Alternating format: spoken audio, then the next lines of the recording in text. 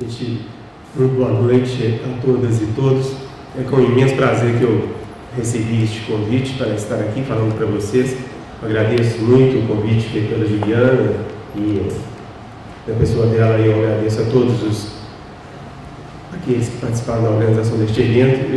No ano passado eu organizei um evento sobre gosto, interpretação e crítica lá na UFMG e sei o quanto que é trabalhoso esse tipo de organização. Pois bem, a minha proposta aqui é falar um pouco sobre a questão da subjetividade ligada à experiência estética, e as minhas pesquisas já há algum tempo elas versam sobre a interface entre filosofia e psicanálise, e um pouco o que eu vou falar aqui tem a ver com essa minha pesquisa, particularmente no final, os elementos mais conclusivos do que eu vou aqui trazer para vocês. Então, a ideia é falar sobre o conceito de autonomia, que é bastante disputado, bastante controverso hoje em dia, em virtude de diversas vicissitudes, pelas quais passa a produção estética contemporânea, desde a arte moderna, em seu nascedor, no final do século XIX até hoje. A gente costuma dizer que a arte moderna está em crise, só que já há algum tempo, como disse Theodor Adorno, que é um filósofo que eu estudei bastante, ele fala que a arte moderna sempre esteve em crise. A crise é caracterizada muito em virtude do fato de que é necessário buscar novos caminhos, em virtude do fato de que os princípios que constituem uma determinada realidade já não são suficientes para equacionar a continuidade desse mesmo processo. Quando se diz que X está em crise, significa que é necessário alternativas à continuidade desse processo. A ideia é que a arte contemporânea sempre pautou-se por isso, pela busca de novos caminhos, como algo que determina seu próprio caminho. Ora, no que concerne à experiência que o sujeito faz de si mesmo na contemporaneidade, a individualidade é marcada por esses elementos recorrentes de crise também, em virtude da escassez de um núcleo simbólico forte capaz de dar às pessoas um lastro de sua experiência histórica que lhe desse um suficiente enraizamento cultural. Em virtude desses processos de desfazimento de um núcleo simbólico mais consistente, é que a arte contemporânea se mostra um bom retrato, um bom reflexo das condições dos processos de subjetivação a que nós nos acostumamos a pensar a contemporaneidade como sendo definida por isso. O que é autonomia? Qual é o contrário de autonomia? O contrário de autonomia é heteronomia, como muitos de vocês devem saber. E o que é heteronomia? É a condição de ser definido por algo que é diferente dele mesmo. Nomia, 20 nomes, que é a lei. E muito do que pauta o conceito de autonomia tem a ver com a negação do aspecto heterônomo, ou seja, de determinação por fora daquilo que é intrínseco a este mesmo processo. Então, a constituição de uma subjetividade autônoma tem a ver com as vias, as formas, os meios de negar aquilo que é externo ao núcleo da própria individualidade. É difícil sempre marcar o que é o interno, o que é o externo, onde começa um e termina o outro. Mas a ideia é que um ponto de vista, pelo menos como ponto de fuga para se determinar o que é o auto e o que é o hétero no âmbito do nomos, falta muito do esforço da nossa própria empreitada teórica, filosófica, psicanalítica e etc., sociológica também, em vários seus aspectos. E aí a nossa pergunta é: em que medida podemos determinar algo da ordem de uma autonomia para a arte? Essa que vai ser a orientação geral da minha fala. Em que medida podemos pensar no caminho de produção do espaço de heteronomia para a arte? Em que medida isso reflete uma concepção de autonomia para o próprio sujeito em seu processo formativo como indivíduo?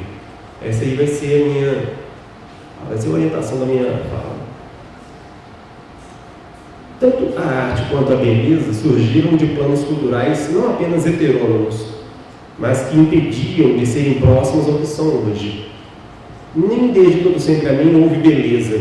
A gente costuma dizer que, junto com os teóricos da Escola de Frankfurt, que quando alguém de uma tribo há 10.000 anos se defrontava com uma pedra preciosa, uma esmeralda enorme, um verde profundo, uma face brilhante, aquilo ali era belo para ela, para essa pessoa? A ideia é que não era belo. Por que não? porque todo esse núcleo de elementos sensíveis ali era índice, era símbolo, num sentido bastante forte da força sagrada do cosmos, que se confluía magicamente naquele pedaço de ser que se destacava de forma interessante, forte, de todo o outro complexo cósmico.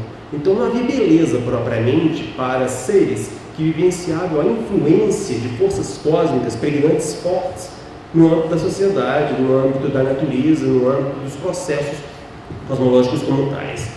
De tal maneira que, quando começou a haver beleza, quando de alguma maneira a imagem já não foi intimamente, já desde sempre, impregnada pelas forças cósmicas, só vê beleza em X, quando se percebe X como não imediatamente impregnado por algo que é diferente, extra, fora do âmbito do jogo da imagem, das cores, da sensibilidade.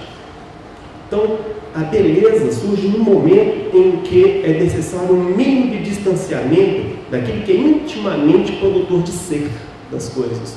E o que é produtor de ser para as coisas neste complexo mítico, mitológico? São os deuses. Somente quando os deuses se afastam do mundo é que há espaço para a beleza. Na Grécia, onde emergem as formas artísticas mais próximas de nós, que de alguma maneira comungam muito do nosso espírito de ver, contemplar a beleza, a imbricação entre o pictórico, quer dizer, aquilo que é pintado, musical, arquitetônico, a imbricação disso com fatores éticos, políticos e religiosos ainda era muito grande, de tal maneira que arte e técnica em termos de modo de orquestração de um complexo de coisas que giram ao redor dos nossos interesses e planos éticos, estéticos e políticos, pois bem, esta imbricação não propiciava um afastamento substantivo do espaço do estético, do âmbito da imaginação, do jogo das imagens, com aquilo que, de alguma maneira, ainda impregnava o que nós chamamos de arte com uma forte dose de heteronomia, ou seja, de determinação por fora daquilo que lhe determina intrinsecamente. De tal maneira que arte, tal como nós percebemos hoje, como algo que nós vemos e que nós apreciamos, independente do contexto social, para ser objeto do nosso deleite, isso na Grécia ainda não era especialmente forte. Mas, já com Aristóteles, a gente tem uma distinção muito interessante, que é a diferença entre as artes utilitárias e as artes miméticas ou as artes livres, em que, no caso das artes miméticas, a livre imitação, figuração e representação do mundo dava um prazer que, de alguma maneira, era pensado como tendo uma dinâmica própria, uma lógica própria, e das palavras de Aristóteles tinha uma excelência própria. É necessário, de alguma maneira, ter um talento específico para produzir efeitos como a catarse na tragédia, por exemplo, e ter a habilidade para compor um todo que é belo e nobre, no caso da pintura, e produzir também em todos os estados de espírito que nos comovem, como é o caso da música. Então, a ideia de Aristóteles é artes que são utilitárias, elas são técnicas de produção de coisas como objetos úteis para nós, mas outras artes, que a excelência da figuração de mundo, por mais impregnado que seja de valores éticos, políticos e religiosos, de alguma maneira tem uma excelência própria devido ao modo como ela articula esses elementos, que fazem com que essa arte que é mimética, que produz uma mimesis, uma representação, uma figuração do real, se destaca da continuidade valorativa das coisas devido ao modo como elas servem determinados propósitos. Então não mais ser bom porque serve, mas ser bom porque figura através de um jogo de imagens essa realidade. Isso aí aproxima os gregos da gente de uma determinada maneira. Durante a Idade Média, a gente sabe, pelos nossos estudos de história, a gente tem uma forte subjugação de todos os campos da cultura ao âmbito religioso, que pauta muito daquilo que é permitido, viável e até mesmo a própria excelência da coisa, ou seja, de fazer com que aquilo que é percebido na nossa forma de ler a realidade deve, de alguma maneira, ser pautado pelo modo como nós engrandecemos a imagem de Deus e também pelo modo com que nós nos colocamos a serviço dessa própria mensagem. Um veículo doutrinário, então, é aquilo que pauta muito dos processos culturais de formação do conhecimento. Isso prolongou-se ainda muito pelo Renascimento, pelo Barroco, como a gente pode ver claramente, pela Contra-Reforma, em que a Igreja Católica pensa o seguinte: nós devemos banir as representações, as figuras, as imagens, ou não? Como é que fica o papel da pregnância, do impacto das imagens no processo de responder a Calvino e Lutero? A ideia foi que as imagens devem estar a serviço da grandiosidade divina. Então, muito da eloquência, exuberância, do excesso barroco das imagens vem do fato de que a Igreja Católica, em sua tentativa de dar uma resposta à Reforma Protestante, trouxe para o universo da arte essa tarefa de visualizarmos a grandiosidade da mensagem divina. Pois bem, neste horizonte em que o âmbito do estético, da figuração, da imagem e da música estava a serviço de ideais, projetos político-religiosos em toda a sua magnificência, nós temos uma figuração filosófica do que nós entendemos hoje como autonomia da arte, especialmente útil, controversa, e exatamente porque é controvertida é que é interessante, pelo fato de que ela fomenta ainda muito debate acerca da viabilidade conceitual e mesmo de nossa experiência de mundo na relação com um objeto que tem a arrogância de dizer que tanto melhor é, quanto mais vira as costas para a urgência da prática política. Essa formulação filosófica inicial foi de Kant, e ele traz dois conceitos muito interessantes para nós, é que a beleza é pautada em larga medida pelo fato de que nós não nos interessamos pela existência do objeto. O interesse pela existência do objeto significa para Kant o fato de que nós nos deleitamos com o fato de que ele nos provoca determinados sentimentos, engrandece nossos valores morais, contribui para o nosso conhecimento do mundo em seu aspecto utilitário. O interesse para Kant tem a ver tanto com o aspecto sensível, material e emocional, quanto também utilitário. Então, para Kant, beleza não é nem útil e nem agradável. Esses são os dois pontos fundamentais. No primeiro caso, da utilidade, ela não contribui, por exemplo, para nós conhecermos bem as coisas. Se você se interessa por X, pelo fato de que X te produz conhecimentos bons sobre o real, diz Kant, o modo como você aprecia essa coisa não é pela beleza, é por outra coisa, que é a utilidade. A beleza pode se agregar a algo que é da ordem da beleza, mas, ao mesmo tempo, ela não se confunde com esse mesmo prazer. Então, quem vê, por exemplo, um quadro de Rembrandt e percebe, olha que interessante como as pessoas se vestiam naquela época, olha os costumes das pessoas, olha como eles enfeitavam suas casas. Isto aí, no horizonte da perspectiva filosófica de Kant, não é uma apreciação propriamente relativa à beleza do quadro, e sim a utilidade dele como veículo cognitivo. Da mesma maneira, alguém que ouve uma peça de piano e gosta do som do piano, alguém que ouve uma música de rock e gosta do modo com que a bateria envolve corporalmente, marca o ritmo para a dança e etc., diz Kant, não vê beleza na coisa. Por quê? Em ambos os casos, o que conta é a materialidade da existência da coisa e o modo com que eu sou tocado também, entre aspas, materialmente em termos de meu gosto, sentimento na relação com a própria coisa. Aí você diz, olha, se você tira todo o interesse moral da coisa, utilitário, tira todo o envolvimento da ordem do sentimento, da emoção, da sensibilidade, qual é a sua pergunta? O que sobra? Não é? Aí o Kant vai dizer, sobra a forma da coisa, sobra o modo como ela se articula em todos os seus elementos. E é esta articulação da forma do objeto que é a beleza, que é o suporte da beleza, para dizer mais propriamente. Porque ele vai dizer que a beleza tem a ver com o modo com que eu percebo as coisas, uma articulação que parece ter um fim, mas que não é explicável conceitualmente. Então a beleza é sempre algo da ordem do enigmático. Aponta para uma espécie de necessidade de compreensão do motivo pelo modo como que a coisa é do jeito que é. É como se você vendo uma rosa, por exemplo, uma flor, uma árvore que você considera bonita, é como se a natureza estivesse te sugerindo o seguinte: parece que ela tem um fim, parece que ela foi feita para te agradar, parece que ela foi feita segundo um determinado propósito, mas que eu não sei dizer qual é.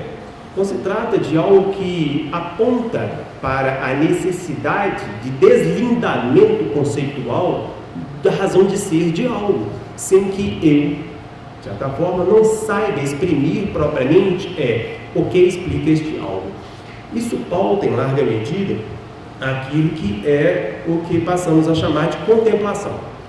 Contemplar significa, propriamente, esse distanciamento desinteressado em relação a alguma coisa. Quando se contempla X, significa que não se tem interesse em X num sentido bem próprio da palavra interesse. A palavra interesse tem a ver com interesse. Inter quer dizer entre, misturado a. Esse quer dizer ser, entre coisas. Então, o interesse tem aquele que se mistura concretamente ao âmbito de alguma coisa. Uma amizade interessada é aquela em que, de alguma maneira, você tem prazer, tem em vista algo que diz respeito à materialidade da relação com essa pessoa. Ou seja, o modo como ela vai te oferecer algo em troca da pura, exclusiva relação de compartilhamento de experiências com ela. De tal maneira que interesse pauta sempre isto. Essa inter-relação material concreta com a coisa, em que há ganhos e perdas no processo, trocas, de alguma maneira. Aí o Kant disse que, e isso marcou muito nossas reflexões sobre o que pode ser autonomia na arte hoje, é que se tem autonomia na relação com alguma coisa, essa relação é pautada por desinteresse. É pautada por um distanciamento na relação com o objeto. E é esse distanciamento que vai dar espaço suficiente para que a coisa seja regida e percebida por suas leis próprias de configuração e não por algo que eu, com a minha necessidade moral, intelectiva, cognitiva e política prévia, imponho a essa própria coisa.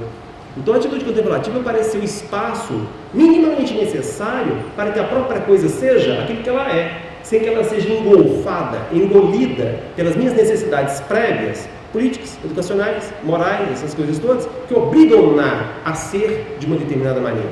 Então o desejo em relação às coisas no mundo pauta muito a impossibilidade da coisa ser aquilo que ela é. Por quê? Ela vai ter sempre que prestar, de alguma maneira, contas àquilo que eu já demando delas de saída, inicialmente. Então a autonomia é marcada pelo espaço que o meu desejo dá para a coisa ser aquilo que ela é, por sua própria lógica interna de sua constituição. Diretamente ligado a essa ideia de contemplação, nós temos a ideia de formalismo. Por quê? E como eu falei, nós vamos tirar interesses cognitivos, nós vamos tirar interesses morais. Uma arte que engrandece-nos moralmente pode ser horrível. Ela pode engrandecer do ponto de vista moral. Uma arte feminista, por exemplo. Se alguma mulher que tiver compartilhar o feminismo. Uma arte feminista, por exemplo, tiver uma boa explicitação dos ideais feministas, uma boa concepção acerca da relação entre homem e mulher, de seus direitos, etc., pode ser péssima, do ponto de vista estético. Dizer que ela é uma boa obra de arte porque tem uma mensagem e um ideário feminista bem articulado seria inadequado.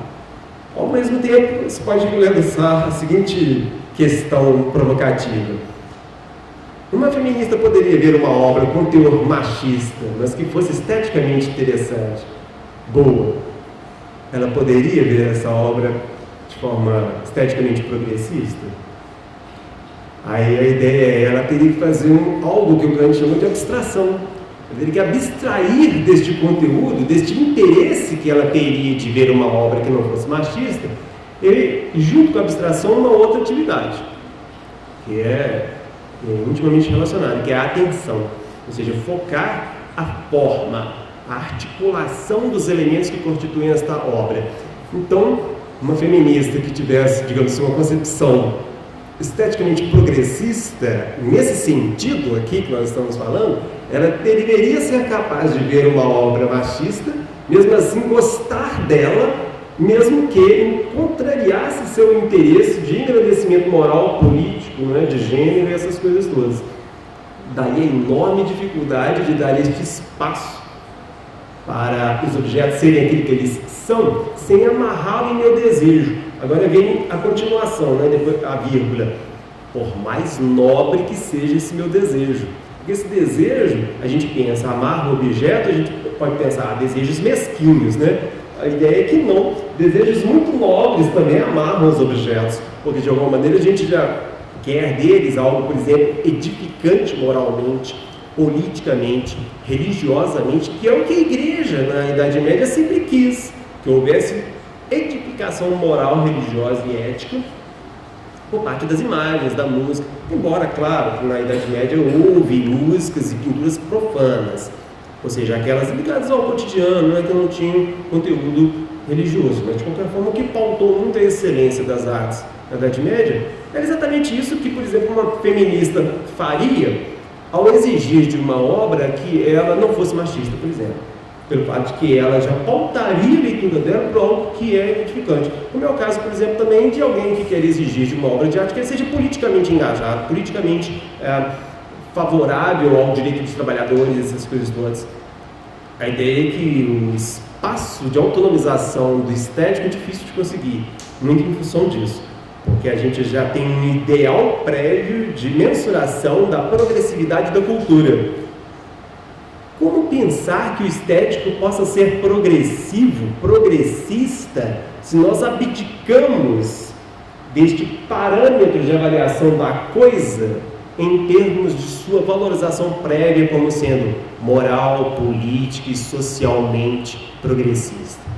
Que espaço tem como progresso para uma arte que se descortina, se isenta desses elementos próprios que pautam o nosso progresso moral, político, cultural em geral e etc. Pois bem, a ideia do Kant é que a beleza só existe no espaço da contemplação, no espaço de distanciamento, na abstração de nossos interesses, dos mais mesquinhos aos mais nobres. Então, Kant não está dizendo que a gente tem que abstrair dos nossos interesses apenas esses mais individualistas, não. Ele está querendo dizer que todos e quaisquer interesses retiram espaço de autonomia do âmbito da figuração, da beleza e etc. Então, não se trata apenas de purificar o espaço do estético de nossos interesses menores. Os maiores também entram aí nesse processo de abstração. Mas então, diretamente ligado a esse aspecto formalista, de deixar a coisa ser, em sua pura articulação formal, descarnada de nossos interesses morais, cognitivos, educacionais, etc., ligado a esse formalismo está a proposta teórica da arte pela arte, que a gente gosta de falar em francês, porque foi lá que surgiu, da l'art pour l'art, a arte pela arte, em que esta é pensada como um puro jogo de sons, formas, fonemas e signos. Ou seja, na música, na escultura, na pintura e na poesia, etc. Cuja dimensão sintática é totalmente valorizada e a semântica relegada a um plano sem importância. Então, a consequência número 1 do formalismo é da arte pela arte. A arte não tem nada a dever em relação à realidade. Ela não se mede por sua adequação a ideais de quaisquer ordens em relação àquilo que é historicamente sedimentado no mundo. De tal forma que o que dá à arte a possibilidade de ela ser aquilo que ela é em termos de sua especificidade no contexto geral de nossa produção cultural é o fato de que ela não tem obrigação nenhuma com nada. Logo, o que sobra para ela é este jogo, este prazer de se regozijar com seu próprio poder de encenar, colocar em jogo, em um contexto bem articulado, sons, imagens, figuras em movimento, volumes, no caso da escultura e tudo mais. De tal maneira que a arte pela arte pauta um espaço de radical descolamento do estético como puro jogo, que pauta muito a ideia de imanência. A arte é marcada pela sua imanência radical, devido ao fato de que ela julga tudo que é transcendente ao seu círculo de idealidade ficcional. Ela julga tudo que é transcendente a este espaço, a esse círculo, como sendo, esse é o detalhe, diminuidor de sua excelência.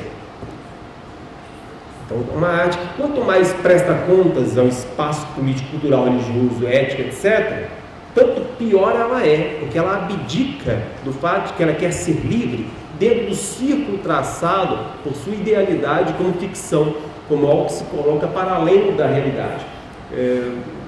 Factum é o fato, em latim, e fictum é aquilo que é fingido, que é ficcional. A gente costuma falar que os ficta estão para lá dos facta, ou seja, estão além do âmbito dos fatos. Então a ideia da arte pela arte é que a arte é marcada essencialmente por ser um mundo que vigora em sua excelência própria devido ao fato de que ela tem liberdade absoluta nesse círculo traçado pela ficção. Algumas poéticas, como a do realismo socialista, por exemplo, reivindicaram ao contrário a isso, ou seja, um retorno a uma direta implicação política, social e ética da arte. Elas pautam uma importante questão, por exemplo, que é a possibilidade de haver arte mesmo que seja engajada. Aí a pergunta é, como é possível que se possa conceber uma arte política que faça justiça àquilo que é da ordem do estético em contraste com o real cultural, e mesmo assim ela ainda possa ter um conteúdo político em sentido forte? Como é possível uma arte engajada que não seja, e aí já adiantando um pouco a gente vai falar, panfletária? Como é possível uma arte sacra que não seja ela mesma submetida ao desejo de doutrinação religiosa? O contraste entre a arte pela arte e o realismo socialista nos dá algumas chaves interessantes de leitura, porque muita gente procura um meio termo, muita gente procura outras formas de equacionar conteúdos sociais e a exigência kantiana de contemplação como patamar mínimo para se conceber a arte. E aí a pergunta é essa: como é possível fazer justiça ao conceito de autonomia do estético em contraste com todas as demandas culturais, políticas, sociais e éticas, e mesmo assim manter uma relação progressista nessas esferas? Ora, uma outra esfera da realidade que coloca em tensão a dimensão da heteronomia, da determinação extrínseca e da autonomia de uma determinação intrínseca é a cultura de massa. Porque ela é uma contraparte significativa ao problema da autonomia, pois isso define-se em grande medida por ser um puro entretenimento, mas se move em meio à busca de lucro por parte das empresas e de satisfações interessadas pelos consumidores. A cultura de massa está entre dois polos heterônomos. Ele é duplamente heterônoma. Por quê? Ele é pautada pelo interesse de lucro. Tudo que se vê na televisão está ali porque tem que vender. Não estaria ali se não vendesse. A gente sabe que as novelas não são gravadas integralmente, né? Então a gente tocaria de saber, né, que os atores eles vão gravando de 2 em 2 semanas, de semana em semana, os capítulos. Por quê? Se um personagem não está funcionando em termos de audiência, ele sai fora. Ele morre, ele vai viajar, não é isso? Então, a ideia é que a novela da televisão, ela é pautada por uma heteronomia radical em duplo sentido, porque ela quer conjugar tanto a demanda de geração de lucro, quanto aquilo que corresponde a essa geração de lucro, que é o desejo dos consumidores. Então, ela está duplamente atrelada a algo que retira dela a possibilidade de ela se constituir como tal. Então, nada na novela tem uma força devido ao modo com que ela se constitui em sua inteireza, em sua totalidade.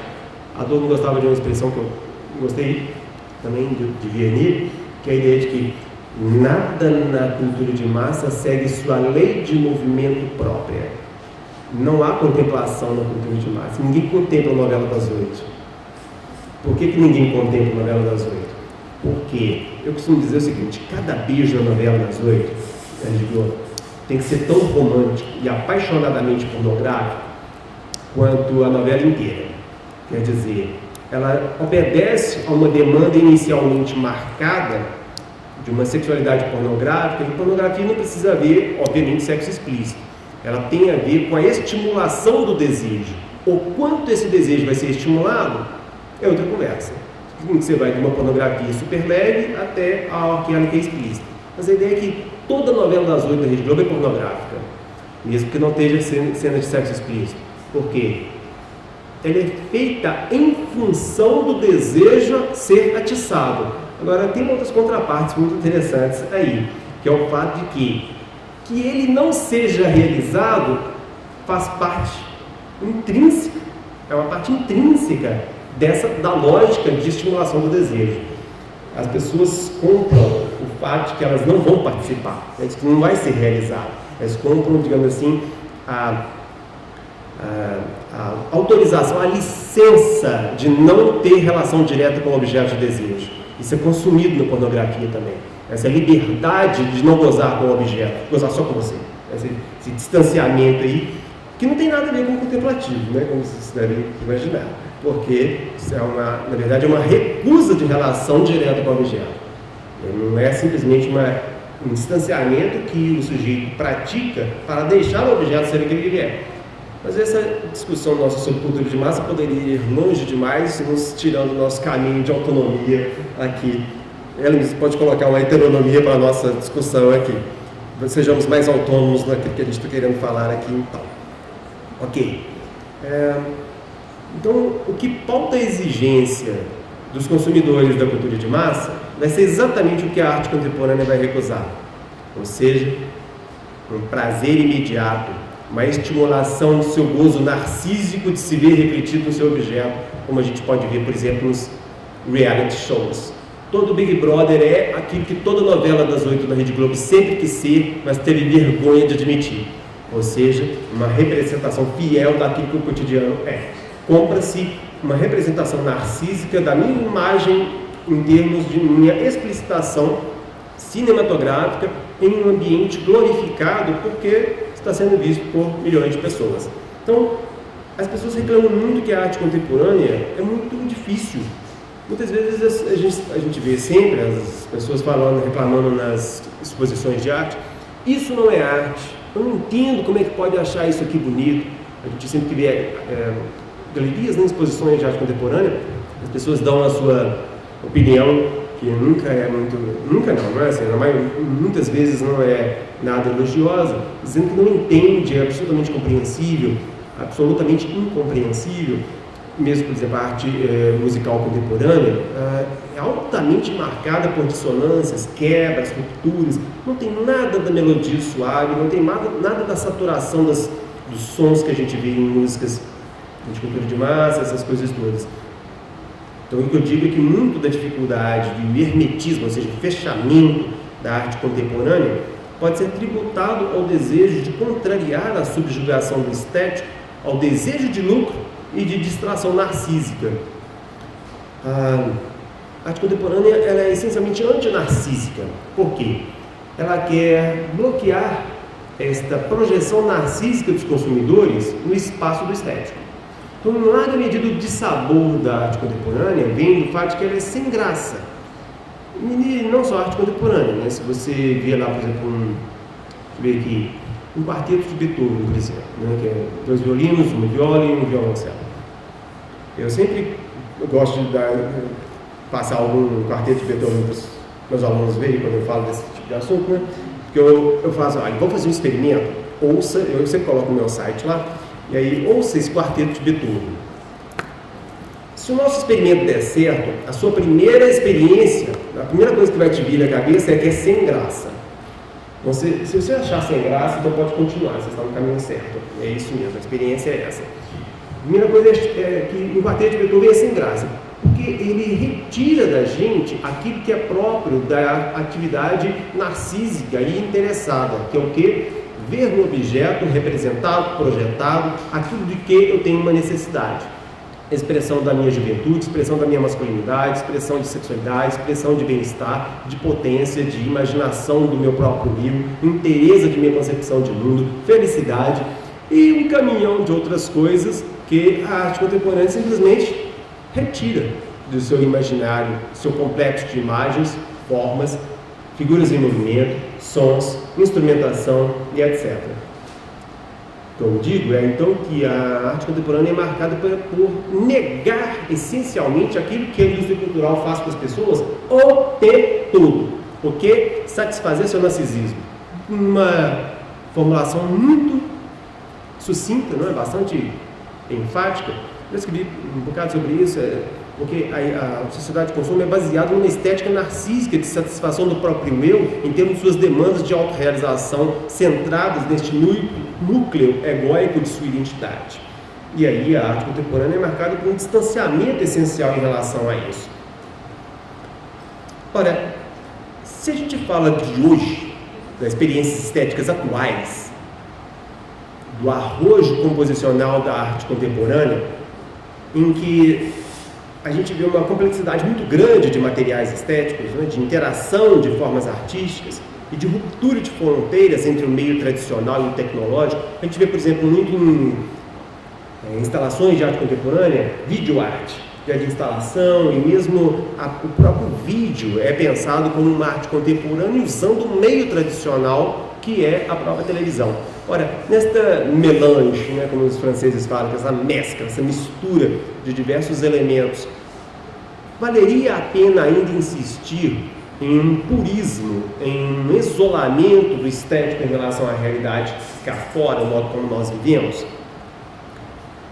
Como advogar uma autonomia estética para uma arte bastante mesclada à nossa vivência cotidiana, ao modo como nós vivenciamos as nossas sensibilidades, né, espalhadas pelos modos com que a gente trafega pela realidade, ou seja, pela televisão, pelo cinema e essas coisas todas. Uma distinção importante para poder fazer aqui, que é extremamente instrutivo, é que o Adorno propôs, e eu acho assim, sempre muito útil para quem gosta de falar sobre experiência estética. Esses três conceitos são essenciais, que é material, forma e conteúdo. O que é material para o artista nunca é natural. Você vai pegar uma cor e pintar em uma tela para fazer alguma coisa, você usa algum som para compor uma música. Isso já é parte de um contexto histórico em que isso é permitido, é viável, faz parte de uma espécie de vocabulário artístico em que aquilo ali será usado dentro do registro histórico da semântica e da sintaxe artística de uma determinada época. Já há muito tempo, fazer arte é refletir sobre fazer arte. Se você compõe um poema hoje, você, neste momento, está refletindo o que significa compor poemas hoje.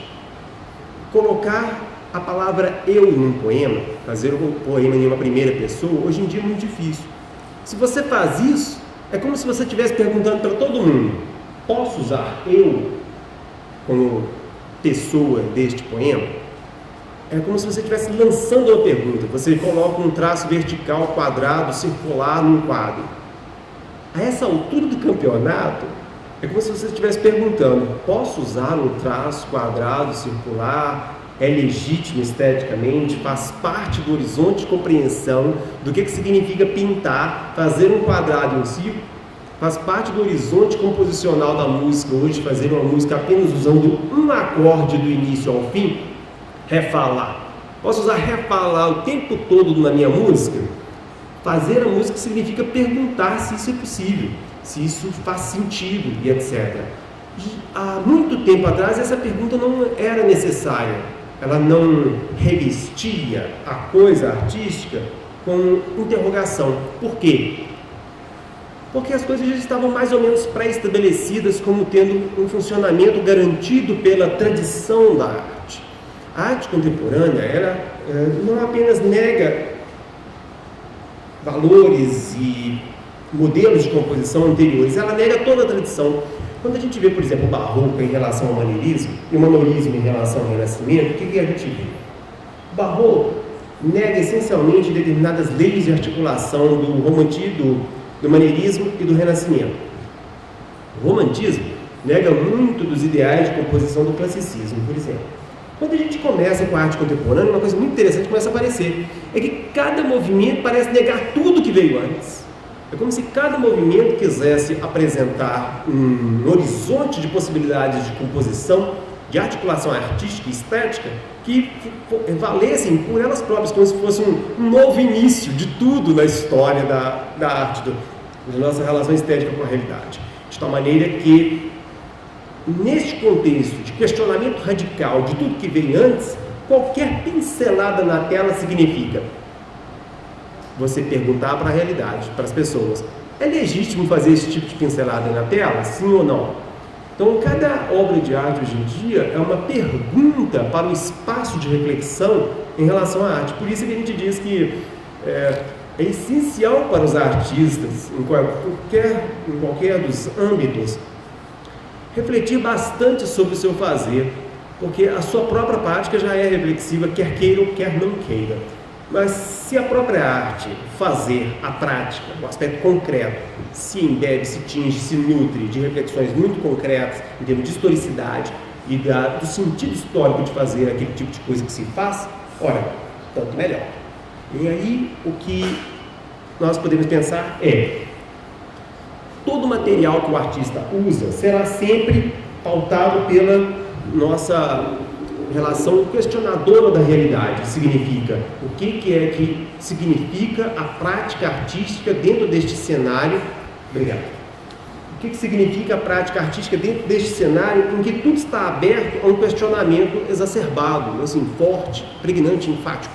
Pois bem, os materiais sempre estão à disposição do artista, ou seja, que tipo de consonância, que tipo de tinta, que tipo de suporte e tudo mais, e ele sempre vai mostrar aos artistas o campo próprio de sua inovação possível. Os grandes artistas são aqueles que inovam os materiais sobre os quais sua intervenção vai se dar. Então nós temos, né, o material, a forma e o conteúdo. O material, então, é tudo aquilo que o artista se serve no horizonte histórico das suas possibilidades de apropriação da tradição. A forma significa a relação sintática de todos os elementos materiais. De tudo aquilo que está disponível, como é que eu vou articulá-los? A forma é um conceito essencialmente sintático, de articulação dos materiais, que reconfigura esses mesmos materiais em uma totalidade. Embora a forma, este princípio de articulação, também revele sua origem social, porque eu falei, os materiais são sempre sociais históricos. Esta forma, esse princípio de articulação, pode operar segundo uma lógica que não se submeta a princípios e conteúdos pré-estabelecidos. Este é que é o barato, interessante aí. É que a forma é a mediação entre o material já dado, histórica e socialmente, em outro plano de significatividade, que é o conteúdo estético. Fazer essa passagem é que pauta, qualifica a intervenção do artista. Adorno tem uma palavra muito interessante, que é refração, para qualificar esta passagem daquilo que é do âmbito do material já pré-sedimentado historicamente e aquilo que será o conteúdo, que eu vou falar logo em seguida, o conteúdo estético para a própria coisa. O material sem a atividade da forma, sem este princípio de intervenção sintática nos materiais, ela não é arte nesse sentido próprio do termo. A gente, né, eu falei do Kant, né, que o Kant falou já, tirando todo o interesse moral, sensível, cognitivo, que sobra é a forma. Agora nós estamos acostumados a pensar o seguinte: a forma só se dá relativa a um conteúdo que é historicamente sedimentado, que tem um conteúdo já dado em termos de sua progressividade e inserção na história social. Pois bem, aí é que agora é que entra o conceito de conteúdo.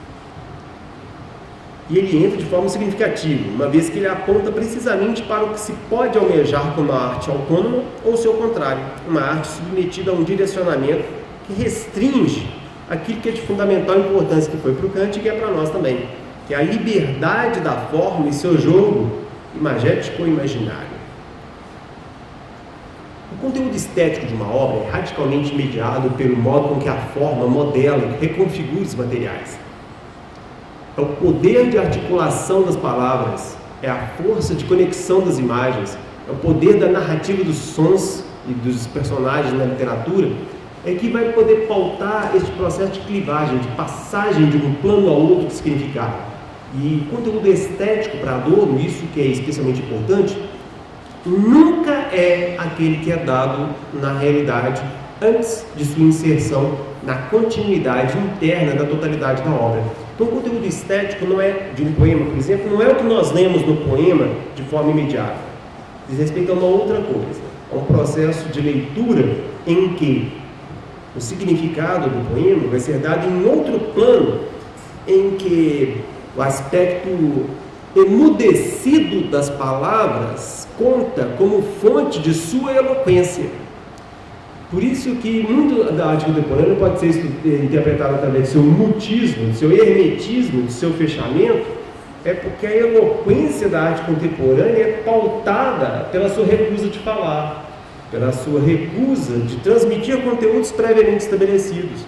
Então, esse princípio do Kant, de que nós pautemos nossa relação com as obras pelo desinteresse, pela ausência de interesses prévios, tornou-se norma na contemporaneidade. Por quê? Quanto mais interesse nós temos naquilo que nós lemos na arte contemporânea, menos nós a lemos como arte propriamente dita. Porque ela fica, então, como nós falamos, né, pautadas por algo que é da ordem de uma linguagem extra, não artística.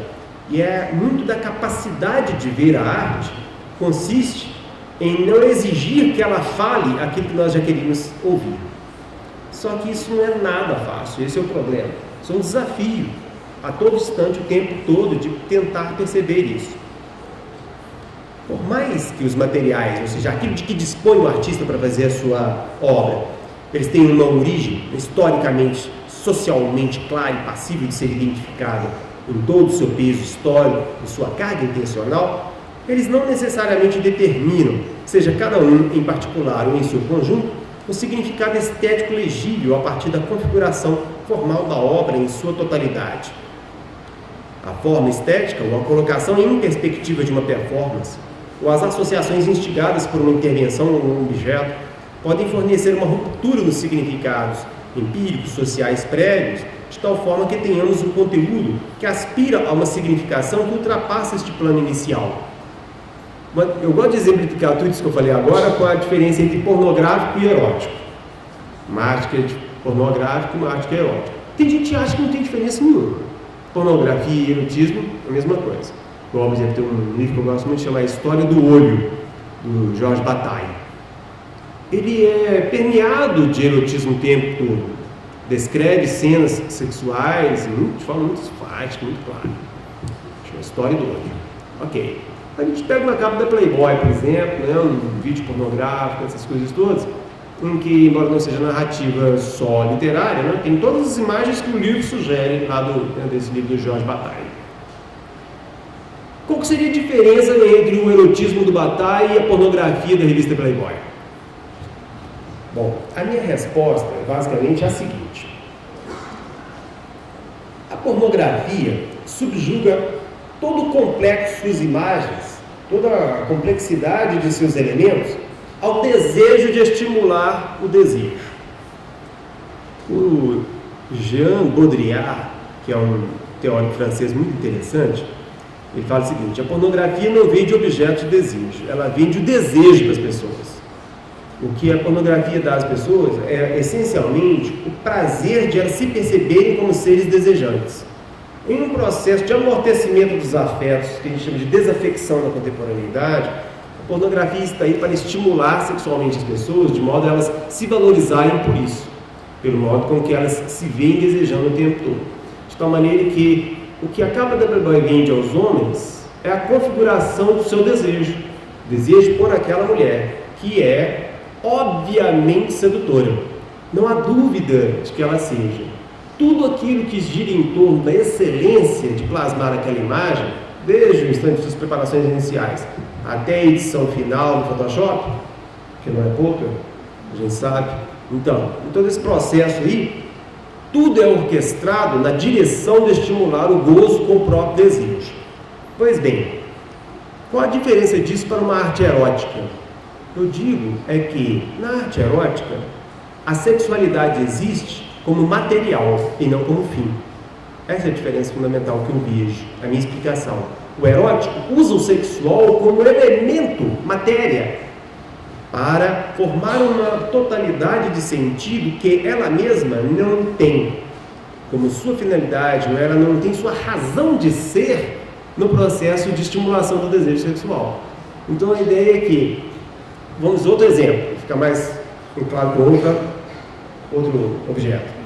A diferença entre a arte sacra de Bach, por exemplo, uma cantada sacra de Bach, e uma música de igreja, por exemplo, né, dessa que a gente vê em igrejas pentecostais e tudo mais.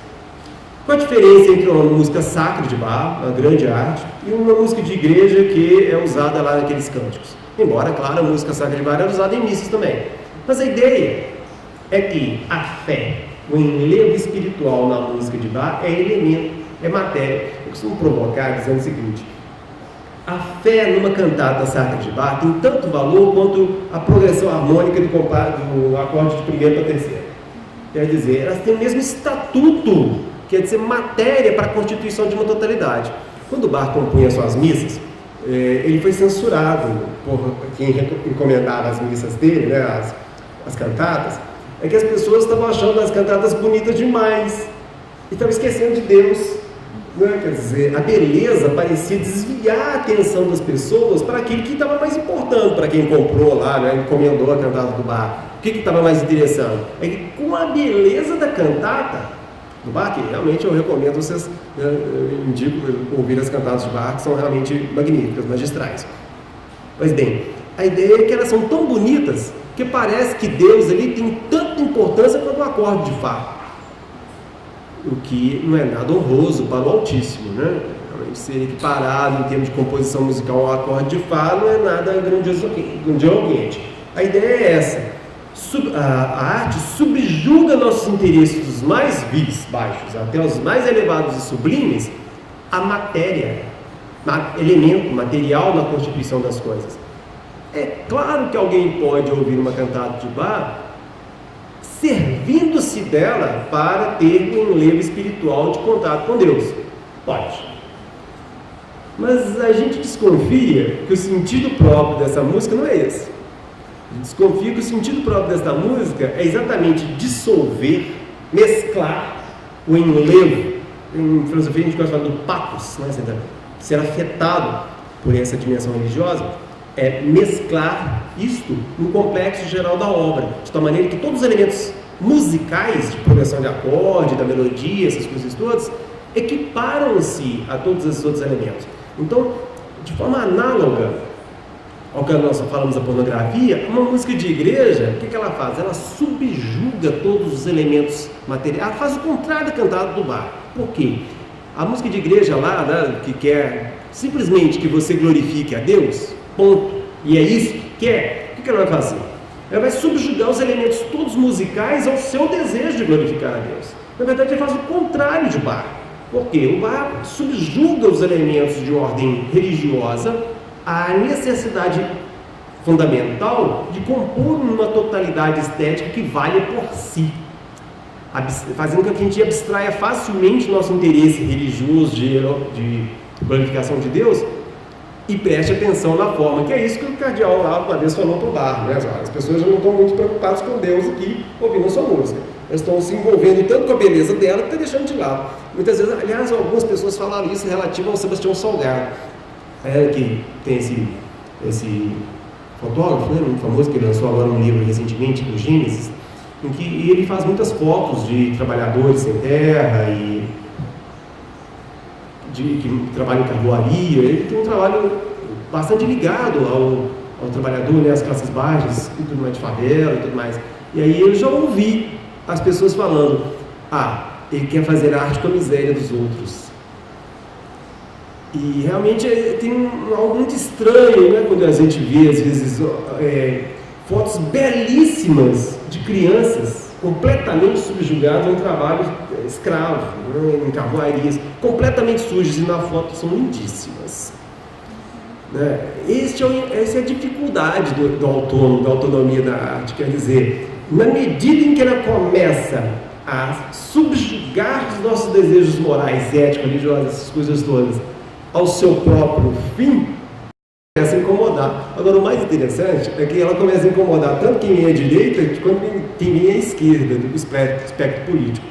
Tanto as forças mais reacionárias quanto as mais progressistas do lado da esquerda, elas se incomodam do fato de que a arte não está nem aí, digamos assim, para o espectro político em diversas medidas. Quer dizer, a neutralização estética do interesse político é algo avesso aos interesses tanto regressivos quanto progressistas, em virtude do fato de que ela fecha os olhos às duas figuras de progressão, tanto de acúmulo de capital por um lado, quanto de distribuição de renda, favorecimento de justiça social por outro lado. De tal maneira que a arte incomoda, em certa medida, por causa disso. Quer dizer, por não contribuir de forma já clara e transparente para qualquer tipo de progresso que seja, moral, de gênero, religioso, político, educativo, etc. A arte não serve para a educação nesse sentido. Preciso, próprio, pelo fato de que ela não é edificante, ela não serve para engrandecimento moral, nesse registro aí em que ela é pensada como distanciada dos nossos interesses iniciais.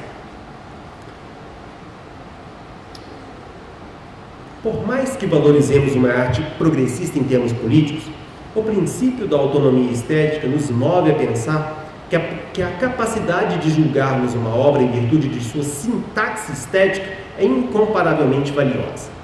Aí eu sou um defensor da arte moderna, da arte contemporânea, eu advogo, falo claramente. A arte contemporânea é válida. Por quê? Tem algo no gosto da liberdade imagética em relação ao nosso desejo de progresso político no mundo, que faz com que ela tenha um valor incomparável com todas as outras. Olha, por mais que eu queira distribuição de renda no país, por mais que eu queira um processo de justiça social e essas coisas todas, eu acho que o ambiente, o espaço próprio, o gozo, com a liberdade do jogo da imaginação com os materiais estéticos, isso não tem comparação com qualquer outra coisa. E aí, um pouco que eu vou falar é que, bom, na verdade é o que eu já estava escrevendo, mesmo chamou. Então, ela implica essa sintaxe da estética, desconectada dos nossos interesses prévios, por mais nobres que eles sejam, ela implica em uma liberdade para a nossa imaginação, que tem uma ressonância especialmente significativa, muito interessante filosoficamente e psicanaliticamente também, no que concerne ao gosto, ao gozo com a nossa própria individualidade. Isso é que é interessante. Por mais que eu queira, goste, almeje, política, filosófica, psicanaliticamente, uma emancipação do proletariado, uma divisão de fortuna no país, essas coisas todas, tem um detalhe muito legal. Tudo isso pode ser alcançado de forma heterônoma pelos indivíduos, sem que eles sejam autores do seu processo histórico se fazer na sociedade. Tem esse detalhe.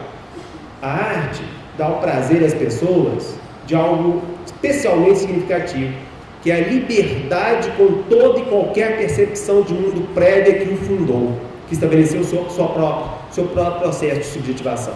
É como se em cada exercício com a obra que se pretende autônoma e que é respeitada enquanto tal, é como se em cada movimento de aproximação desinteressado em relação à arte, nós de alguma maneira nos exercitássemos neste jogo livre de nossas capacidades de juízo, de julgamento, de reflexão, de visão em relação à realidade. Eu vou tentar falar um pouco por que é tão útil, por que é que este jogo livre, não interessado, não marcado previamente por desejos de progressão política, ele é tão importante em termos de processos de subjetivação na contemporaneidade. Vou tentar falar um pouco disso no finalzinho agora.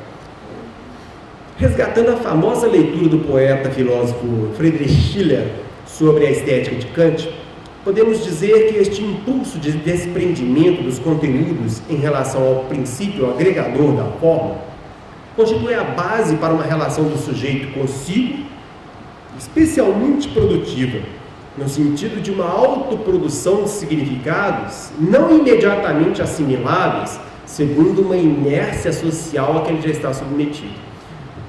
O grande barato aí da autonomia estética, do espaço reservado ao estético em sua dimensão própria, é o fato que, anulando a inércia dos significados a que nós já estamos acostumados, mesmo que eles sejam grandes, isso pauta um processo de autopoiese. Poiese é a palavra grega para produção, que deu poesia. Então, toda poesia é um pôr-se, é um produzir-se, é um colocar no mundo aquilo que não existia. De tal maneira que esse não existia que é interessante, porque o espaço do estético é uma espécie de vácuo cognitivo, moral e político, em que o exercício lúdico e livre da imaginação fomenta precisamente o gosto com a produção de sentido.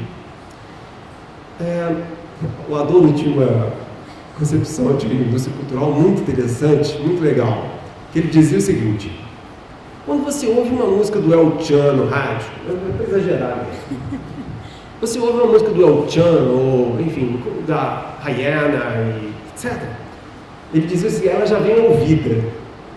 Essa música, ela ouve por você. Ela já vem decodificada em seus mecanismos que tornem-na reconhecível como música. Então ele é como se fosse pré-digerida. Harry Potter já vem lido para você. Quando o Harry Potter é lido, de alguma maneira, a leitura somente confirma todo o encadeamento de magia, enigma, mistério e essas coisas todas que as pessoas já queriam na relação com o próprio livro. De tal maneira que ele já vem lido para a própria pessoa. A pessoa só vai sacramentar aquilo que já foi feito. Então, nesse sentido, a arte contemporânea faz exatamente o contrário. Por quê? Eu aconselho você ir lá no YouTube e digitar, Beethoven, quartetos. Com certeza tem vários lá. E ouça um quarteto de Beethoven. E aí, eu digo, a primeira coisa que a gente ouve, claro, se a gente não está acostumado a ouvir, a gente pode ouvir, já tem costume de ouvir. Mas se você não tem costume de ouvir, aliás, é uma coisa muito interessante. O Adorno dizia o seguinte, que os entusiasmados com a arte contemporânea, eles perderam uma coisa muito interessante com a arte contemporânea, que é que ele já gosta. Aí, danou. É interessante não gostar de arte contemporânea, porque uma das coisas boas dela, ela quer te dar a oportunidade de você ter que se esforçar por gostar. É este esforço para atravessar o caráter enigmático de algo que não tem conteúdo previamente estabelecido, é que pauta o gosto em construir o sentido com a realidade. A nossa realidade contemporânea é dividida entre uma diversão sem construção nenhuma e uma construção do trabalho sem prazer nenhum. É uma construção sem prazer de um lado e um prazer sem construção do outro.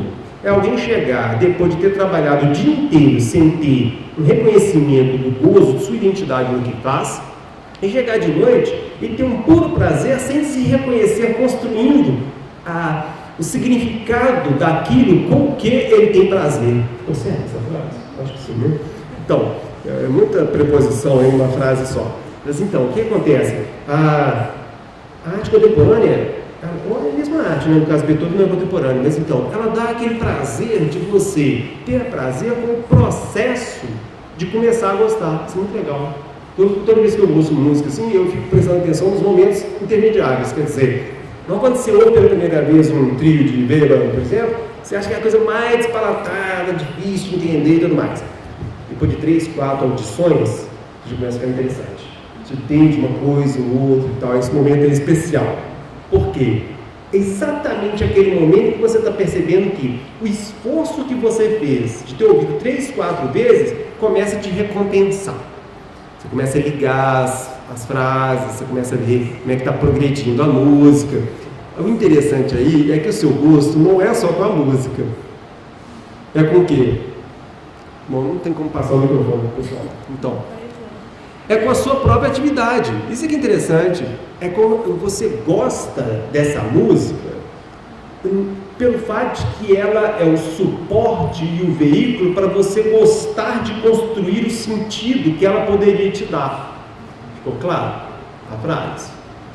Por quê? No caso de uma música de cultura de massa, o que acontece? Ela te dá o gosto com o fato de ela saciar seu desejo de romantismo, de desprendimento corporal, de ritmação, de sexualidade, etc. Não estou dizendo que nada disso é ruim, não. Só que é heterônomo. Por quê? A coisa ali está subjugada ao seu prazer de ser massageado em seu próprio ego. Entende essa metáfora? Ser massageado naquilo que você já gostaria de ser. Uma pessoa romântica, uma pessoa sertaneja, um forrozeiro, não é isso? Essas coisas todas. Quer dizer, eu estou falando de mim mesmo, né? Porque eu tenho dançado forró ultimamente e tenho gostado. Quer dizer, não é que é ruim, ninguém está falando que isso é ruim. A questão é que é diferente. São prazeres diferentes e a diferença é filosoficamente relevante.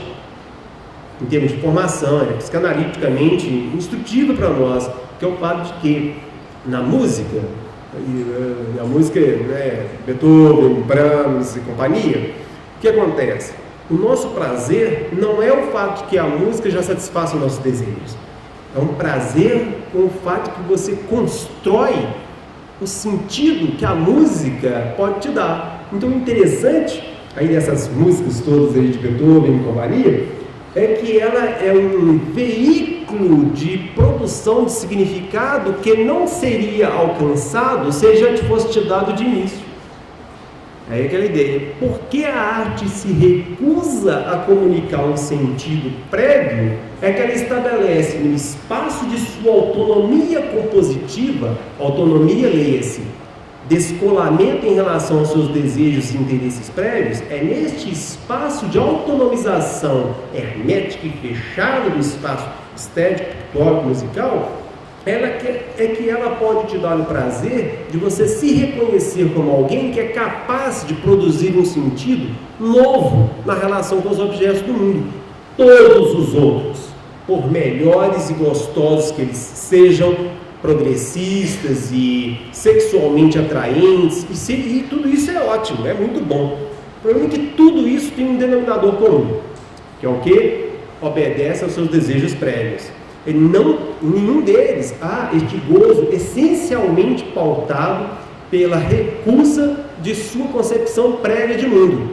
A arte, isso sou muito elitista, eu sei, já reconheço, mas a arte contemporânea é o único espaço em que nós nos esvaziamos de concepções previamente estabelecidas, das mais baixas e vis até as mais elevadas e sublimes, de modo a nos regozijarmos com nossa própria atividade de produção de um sentido que nos escapa eternamente acerca de seu conteúdo positivo determinado. Qual é o significado de um quarteto de Beethoven? Não sei, não é codificável linguisticamente, imageticamente. Qual o significado de uma música como de Lady Gaga? É bastante codificado explicitamente. Tem a ver com transexualismo, tem a ver com o cultivo da liberalização do corpo da mulher e de uma sexualidade contemporaneamente vista como permeável em suas fronteiras, e uma série de outras coisas que estão pautadas claramente naquele ideário e naquele complexo de sons e de imagens, né, nos vídeos, essas coisas todas. Essas músicas de cultura de massa há muito tempo são músicas para ver, né? Os clipes das músicas são parte integrante da música. Se você ouve a música da Lady Gaga sem ter visto o clipe da música, você não sabe qual que é a música, né? Ela fica uma coisa faltando nela. Ela já está impregnada por isso, porque ela é didática. Ela quer te ensinar o que ela quer te falar. Por isso que ela precisa muito da imagem. É música para ver, porque ela já é uma música já pré-visualizada. Então ela é marcada por um contexto de imagem de mundo traduzido em sons. Essa é a concepção muito legal do Adorno de músicas, né, de cultura de massa. Ele fala que essas músicas não são músicas. Elas são imagens de mundo codificadas sonoramente. É fácil taxá-lo de elitista, né? Mas essa é a ideia dele. Por quê? Porque a música, para ser música propriamente dita, ela teria que negar o reflexo imediato de imagem de mundo. Na medida em que ela nega essa imagem imediata de mundo, ela cria um espaço de sua significação própria como um veículo sonoro específico próprio. No caso das músicas culturais de massa, elas são integralmente permeáveis a uma imagem de mundo. Então, um acorde dissonante, estridente, numa guitarra, de um solo de música de rock, ele é tão juvenilmente revoltado quanto a própria pessoa gostaria de se sentir integralmente. E você vai lá no show e é mais ou menos isso mesmo que falta, né? A relação com a coisa.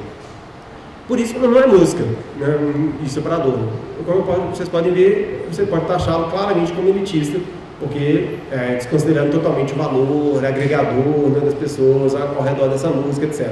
Mas assim, num contexto como esse, provocação é uma boa coisa, não é bem-vinda, por mais que você considere errado, equivocado, mas essa aí é a ideia dele, enfim, com a qual eu compartilho em larga medida.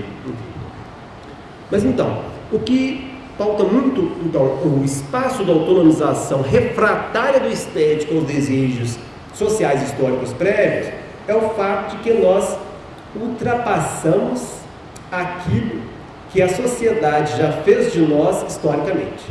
Esse é o que é interessante. É um processo de autossuperação que envolve uma concepção dialética de relação dos seres humanos com a realidade. Mas que, enfim, falar disso nos desviaria muito aqui, mas a ideia é isso, é que a arte é pautada por um desejo de ultrapassagem inacto, ou seja, em ação, em produção, passagem daquilo que condiciona, modela, filtra a nossa própria percepção de mundo, pelo modo com que os valores sociais, históricos, familiares, religiosos se decantaram, se sedimentaram e impregnaram a nossa própria visão do mundo por dentro. Essa ultrapassagem do sujeito em relação a si mesmo, como um ser social, liga-se ao princípio da sublimação, tal como vemos nas investigações psicanalíticas. E esse conceito de sublimação eu já escrevi, já dei várias disciplinas sobre esse conceito, eu acho muito interessante. E essa ultrapassagem, ela se dirige ao que podemos chamar de uma ruptura das linhas inerciais que cruzam o sujeito e o determinam de forma heterônoma, não apenas em decorrência das influências sociais, mas também de seu próprio desejo inconsciente. E aí entra em jogo algo muito interessante, que é o fato de que, antes de ser escravo da sociedade, o indivíduo, o ser humano, é escravo do seu próprio inconsciente. Essa é a ideia fundamental. A sociedade não simplesmente nos reprime, ela se serve da ignorância dos princípios que nos movem inconscientemente para, então, oferecer-nos as vias repressivas de construção de nossa identidade. Então, a identidade não é algo modelado simplesmente pela sociedade de fora, como se nós fôssemos massinhas de modelar, em que a sociedade nos impregna com valores e nós simplesmente nos formamos. Isso é o que pode ser visto de fora. Mas aí, segundo um princípio psicanalítico que eu advogo, a partir de Jean Laplanche, a ideia é que a cultura nos forma por dentro. Tudo o que nós assimilamos da sociedade, nós só o fazemos em virtude do fato de que há uma carência prévia estrutural de resolver nosso conflito psíquico. Essa é uma ideia. Então, isso vai um pouco na contramão do Mal-Estar da Civilização do Freud, porque lá ele pauta muito as suas reflexões na relação entre uma sociedade que reprime os indivíduos. Também lá no Futuro de uma Ilusão também, que é um livro que eu acabei de dar aula sobre ele. Mas então, em contraste com essa percepção de uma sociedade que reprime o indivíduo, que modela, que influencia o indivíduo, tem-se essa outra que a sociedade sempre, qualquer oferta cultural de valor moral, religioso, etc., que a sociedade só é capaz de impregnar-nos de determinado tipo de valor pelo modo com que tal oferta cultural, histórica, religiosa, familiar, essas coisas todas, resolve, é veículo de resolução de nossos conflitos psíquicos internos inconscientes. Em virtude disso é que nós podemos explicar a escravidão da cultura, a nossa incapacidade crônica, crítica, nossa incapacidade crônica e crítica de quebrar a enorme, a brutal inércia de conformação dos indivíduos, de subjugação voluntária aos mecanismos de repressão da sociedade, ao processo capitalista de depauperamento, tanto psicológico quanto material, financeiro dos indivíduos e etc. Neste contexto, então, o princípio da sublimação estético, calcado nessa ideia de uma autonomização do artefato estético, pauta algo muito interessante, que é, isso aí que é interessante, que a gente poderia falar bem mais, né? Daí toda uma palestra só sobre o que eu estou começando a falar agora, que é o quanto que a arte é autônoma, porque nega a heteronomia do inconsciente. Então não daria uma palestra inteira para falar sobre isso aqui, mas eu termino por aqui como sugestão. Obrigado.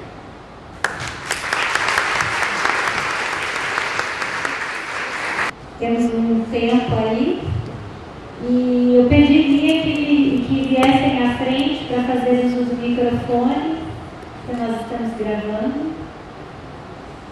E são de dimensões diferenciadas, tá? Sua exposição foi complexa, né? E permeou várias questões, e então eu vou por pontos. São, na verdade, 4 questões, né? Se der para você desenvolver alguma coisa, tá? Então, eu inicialmente gostaria de voltar para a questão do belo, da beleza. Você, né, passou por ele e eu acho importante.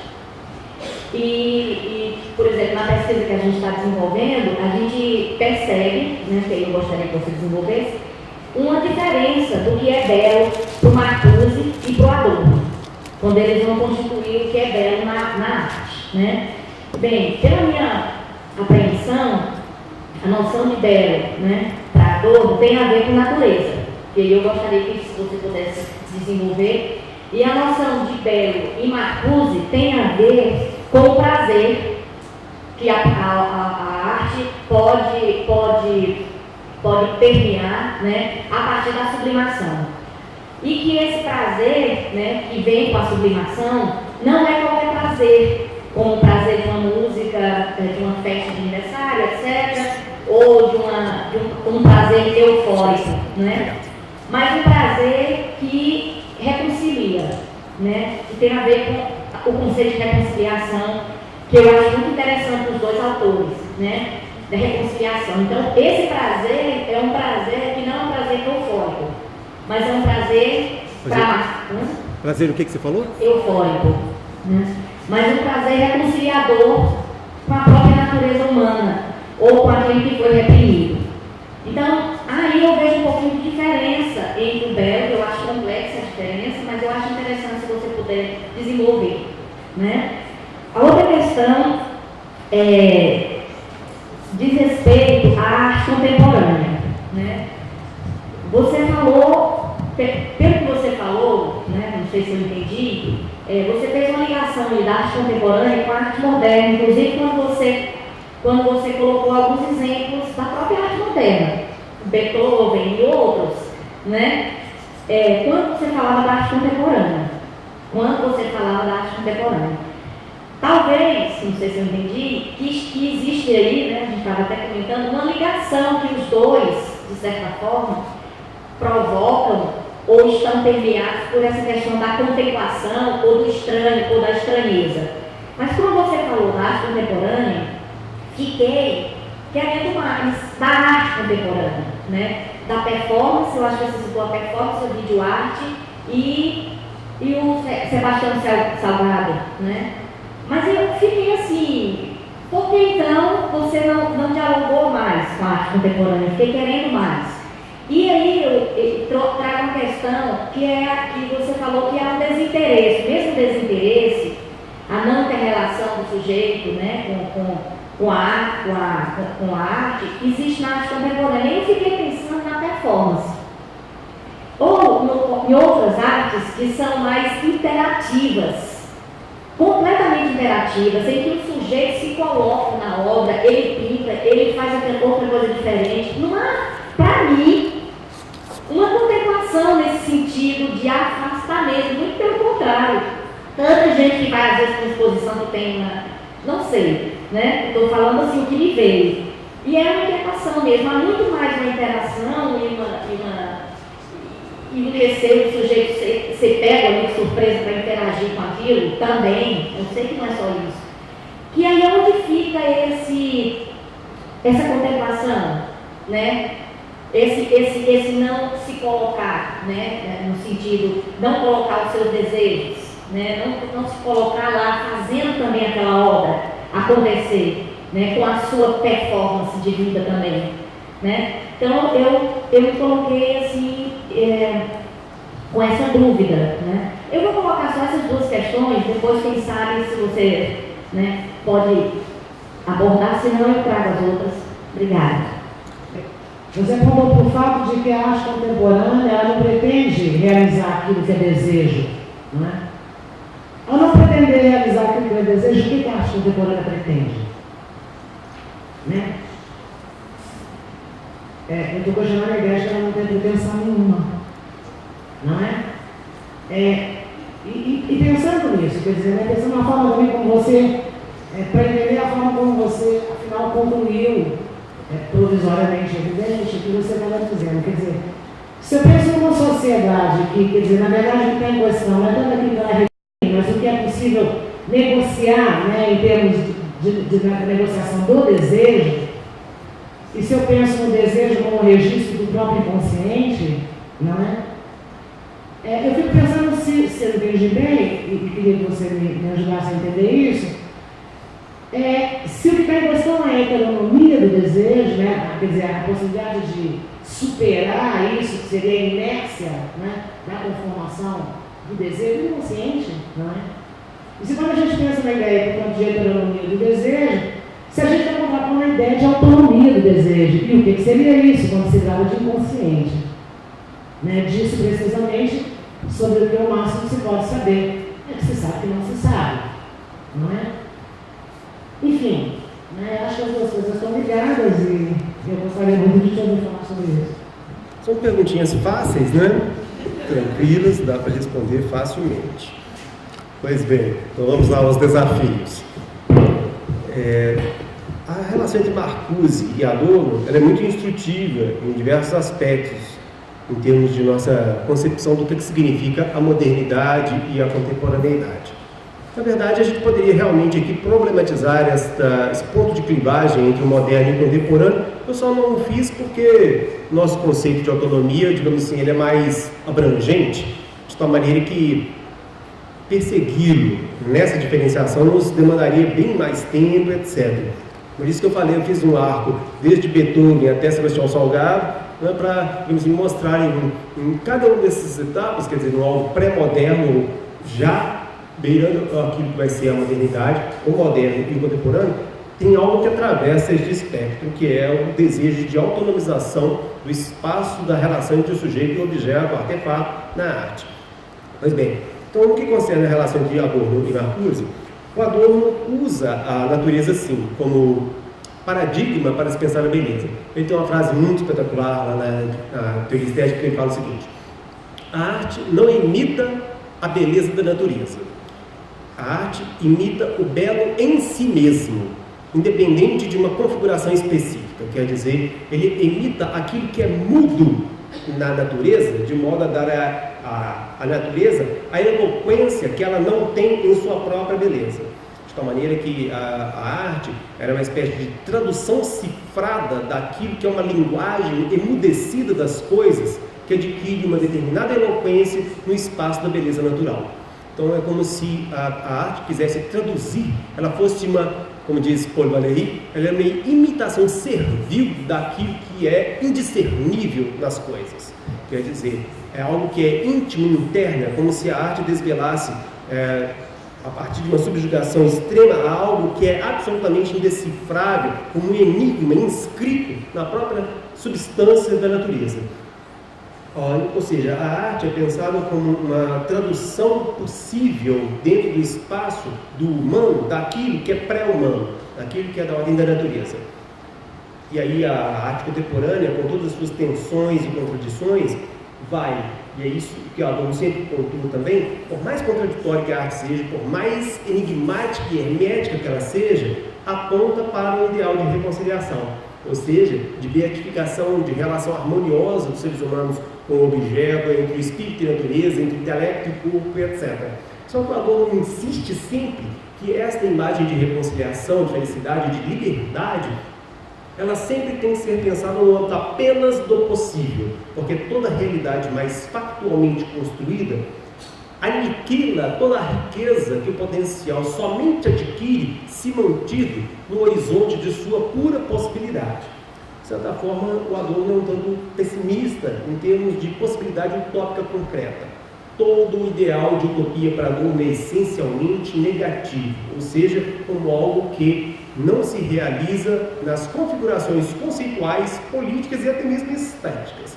Por isso que ele diz que a arte contemporânea é pautada pelo negro, pela contradição, pela cacofonia, por tudo aquilo que é retratar o nosso desejo de harmonização prévia. Em contraste exatamente com isso, o Marcuse é instrutivo, porque ele almejava uma positivação minimamente realizada desses ideais de reconciliação. O Adorno insistia muito o seguinte: olha, se na realidade nós temos um processo contraditório, não se deve reconciliar na teoria aquilo que na realidade está contraditório, é contraditório. Isso falsificaria a própria teoria, porque ele diz que não só o discurso sobre a realidade é falso, quando eu digo que essa cadeira é vermelha, ele diz que o próprio real é falso, porque quem fez essa cadeira fez segundo um determinado ideal anatômico, de aproveitamento do espaço, de conformação da indústria para ganhar com esta forma da cadeira e etc. Então essa cadeira, ela é falsa, porque ela está submetida a todo um complexo de valoração das coisas em virtude de diversos outros interesses, sedimentação de poder e essas coisas todas. Em uma sociedade pacificada, a cadeira seria outra. Numa realidade reconciliada, ela não teria essa forma que tem. Portanto, o próprio real é falso. Ora, se você quer dar uma visão reconciliada na teoria, a sua teoria vai ser falsa. Então, Adorno gostava de insistir nisso. O que é falso, contraditório no real, deve ser mantido falso, contraditório na própria teoria. Ao passo que o Marcuse tinha uma percepção de urgência prática política, ele apoiou o movimento estudantil de 68, ele tem um engajamento, ele tem um otimismo positivo e prático que o Adorno não tem. E aí, em larga medida, lá no famoso livro dele de Eros e Civilização, ele invoca realmente a arte como aquele princípio capaz de demover-nos do pessimismo do Freud. Aí o Adorno dizia: o pessimismo do Freud, muito marcado lá no Mostrar da Civilização, de que os indivíduos são inapelavelmente discordantes do universo cultural, devido à sua exposição de morte e ao seu Eros, que sempre deverá ser reprimido em alguma medida e tudo mais. Pois bem, o Marcuse diz: o âmbito da arte nos aponta para uma realidade da liberdade na relação de indivíduo e coletividade que o Freud não conhecia. Então ele toma um impulso estético, lúdico, como este espaço de realização possível do que seria uma sublimação da sexualidade em Eros, de tal maneira que um vislumbre de uma utopia que de alguma maneira já é visualizável de forma muito mais positiva do que era para Adorno. Então, nesse sentido, a beleza é mais do que isso, uma cifra hermética de uma possibilidade de utopia negativa, que é para Adorno. É algo da ordem de uma realização mais consubstanciada no espaço de utopia. Bom, então essa é a da primeira pergunta, né? Da segunda, você fala, né, da relação da arte moderna e contemporânea. Pois é, muita coisa se poderia falar aí, na medida em que a arte contemporânea, em contraste com a moderna, é essencialmente iconoclasta. Ela é pautada essencialmente pela mescla radical de diversos elementos da nossa relação com o mundo. O Joseph Beuys, que é um artista contemporâneo que eu gosto, acho muito interessante, ele diz o seguinte: a arte contemporânea é essencialmente uma plástica social. Então, quando o Marcel Duchamp mandou para uma galeria um mictório masculino como uma obra de arte, e obviamente foi rejeitado, o que estava em jogo ali? Mover os espíritos, chocar a percepção das pessoas. A obra de arte dele, bom, aí é o que eu penso, né, junto com outros autores, não estou falando isso originalmente não, mas eu sou partidário daqueles que dizem que o Duchamp mandou o mictório, a exposição ia ser lançada, e aí qual que é a obra que ele mandou? Não foi nenhum quadro, nem uma escultura, nem nada, ele mandou um mictório desse de banheiro masculino, assinou com Hermut, que é o nome de um humorista lá da época. Imagina hoje se acontecer, até hoje ainda seria escandaloso, não é isso? Isso foi em 1917. Você manda um mictório masculino dizendo que é a sua obra de arte. Qual é a obra aí? É o mictório? Mictório industrial. A obra é ele assinar Hermut. O que é a obra entre 5 aspas aí? É a atitude só? O que é a obra do Duchamp? Aí eu diria, é a cara de interrogação das pessoas, é o fato que você está escrevendo, é o fato que eu estou falando isso. Isso, esse jogo da percepção das pessoas, é como se ele trouxesse a cara de interrogação e a indignação das pessoas, ele usasse a sua cara de interrogação, é o fato que você não está entendendo o que está acontecendo. A minha obra de arte é essa, a sua cara de bobo aí. Que isso? Não, exatamente, essa faz parte da minha obra, a sua radical incompreensão do que isso possa significar.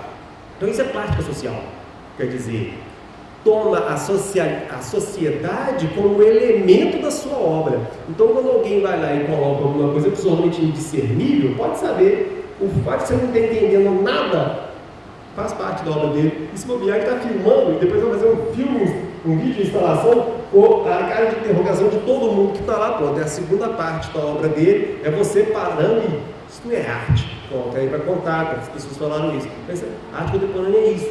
Ele tem muito a ver com essa mobilização. O Eduardo Cato, por exemplo, o que ele fez? Pegou um coelho, modificou geneticamente para ele ficar fosforescente no escuro. Apaga todas as luzes, o coelho fica em cima e fica igual aqueles apagadores de luz antigos, sabe? Aqueles da casa do favor.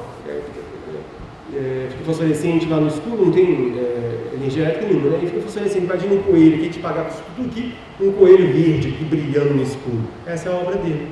Agora, é evidente que não é o coelho que é a obra dele, é o fato de que a gente, de alguma maneira, questiona o quanto é que nós estamos autorizados a interferir tecnologicamente no mundo e na natureza.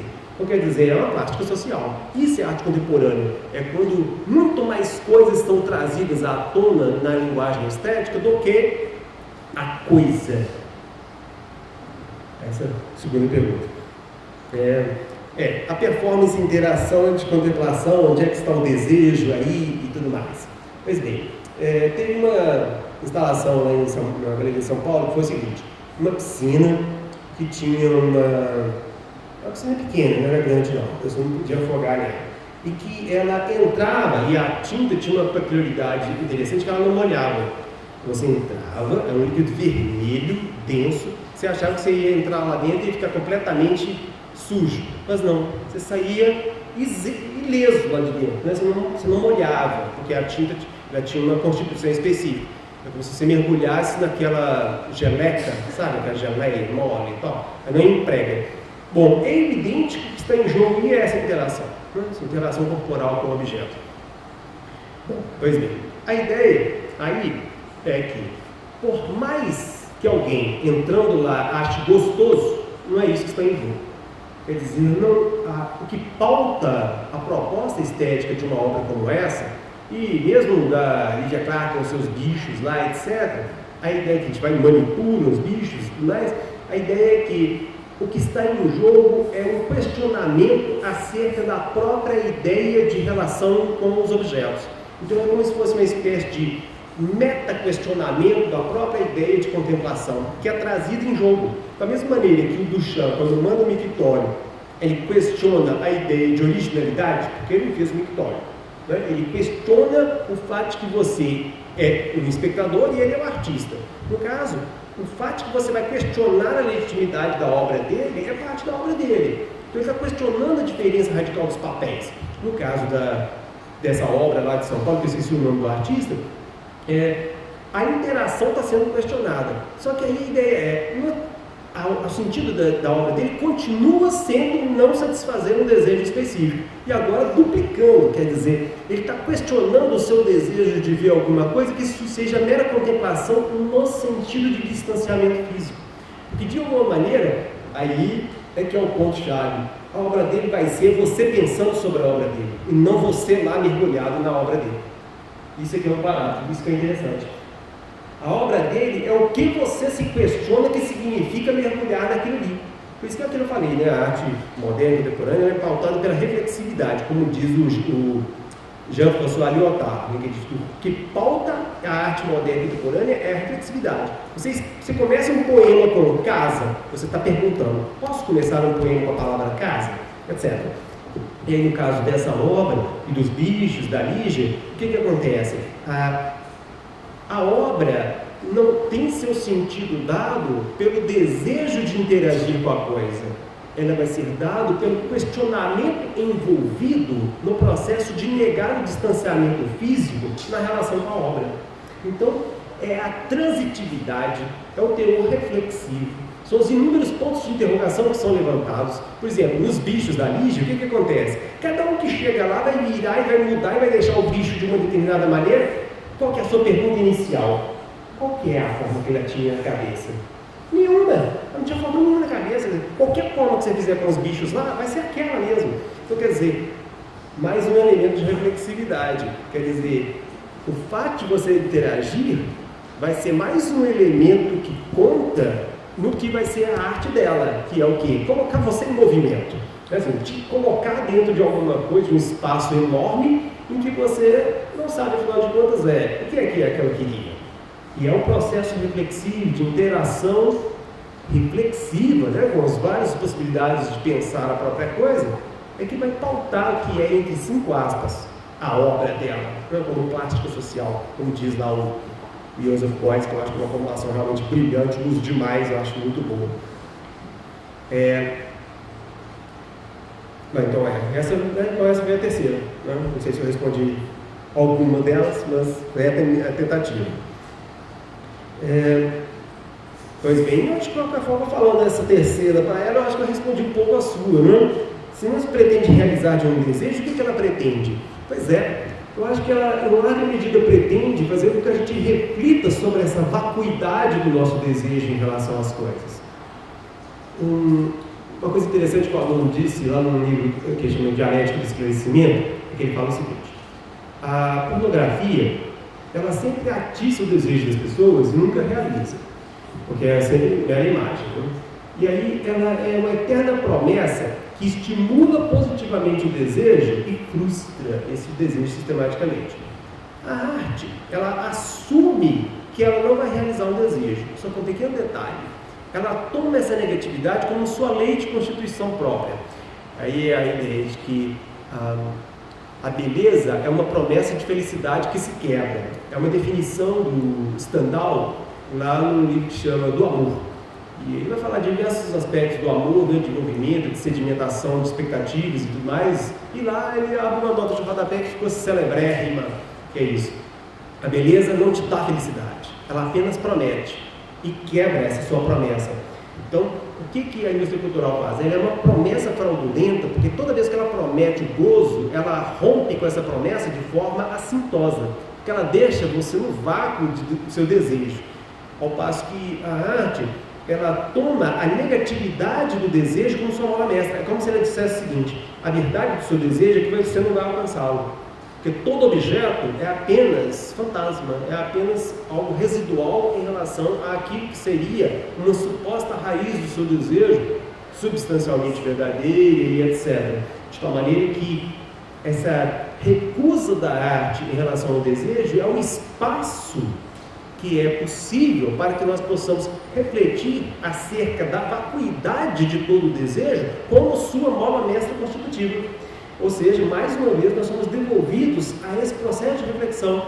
Em vez da frustração resignada da pornografia, que nos demanda sempre de novo consumir e consumir imagens positivas de um objeto de desejo inequivocamente desejável, a arte promete algo que ela, na sua própria lei de movimento, assume como irrealizável. Então é como se a arte moderna, a sua tentativa de autonomização do estético, devolvesse-nos, segundo uma determinada configuração estética, aquilo que é inerente a todo o processo de subjetivação na medida em que somos seres desejantes. Ou seja, como seres que necessariamente não atingem o núcleo daquilo que é a sua subjetividade calcada no desejo inconsciente.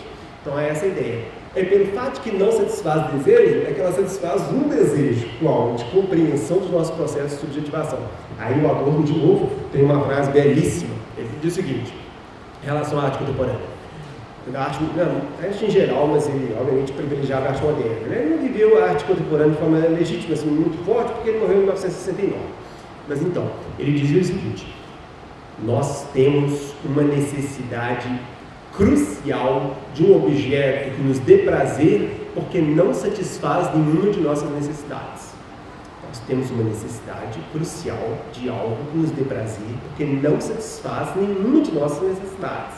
Basicamente é essa a ideia da arte contemporânea, que ela nos situe neste redemoinho vertiginoso de reflexão sobre a vacuidade de raiz dos nossos desejos.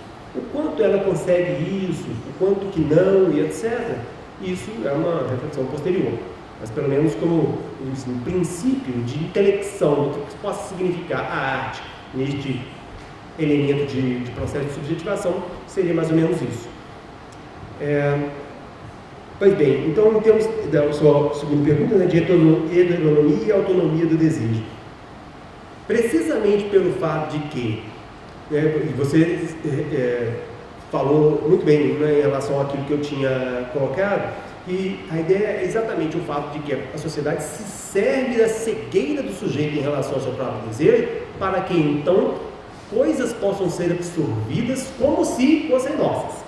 Então a ideia é de que todos os nossos valores são heterônomos, todos, porque eles são essencialmente marcados por algum grau de desconhecimento da motivação deles. Essa é a ideia. Todos os nossos valores são heterônomos. E nós podemos ter graus de reapropriação reflexiva, de retroação reflexiva simbólica sobre eles, mas que a gente sempre vai ficar atrás dos processos de instauração de nossa própria subjetividade. E aí a ideia é que o espaço de inter-relação com os objetos estéticos nos coloca em um momento em que a gente pode, de alguma maneira, se aperceber desta relação com algo que, exatamente porque escapa essencialmente à minha capacidade de compreensão, me devolve a minha incompreensão relativa ao meu próprio processo de subjetivação. É como se a arte fosse uma espécie de espelhamento da impossibilidade constitutiva de eu me compreender a mim mesmo. E por quê? É porque ela instiga sempre a que ela seja buscada em seu processo de enigma. É a necessidade de atravessar e de ser recompensado pela travessia, de encontrar um sentido, é que demonstra a arte contemporânea como aquilo que nos coloca numa praxis, numa prática, num movimento de reflexividade que, de alguma maneira, é uma metáfora, é uma explicitação, um deslocamento imagético, uma figuração estética daquilo que constitui a mobilidade do nosso desejar. Essa relação eternamente não satisfeita em termos de princípio e de comprehensibilidade. Porque é exatamente o contrário do que todas as outras formas culturais fazem. Todas as outras formas culturais, elas dizem para você o que é o mundo. A pornografia diz o que é uma mulher que você deseja. A religião te diz o que é um ser que você aspira a ser. A educação te diz, esse é o conhecimento que você tem que ter para viver na vida. Todas as formas culturais nos dizem o que nós devemos ser para sermos bem-sucedidos, ou seja, elas apontam veículos de realização.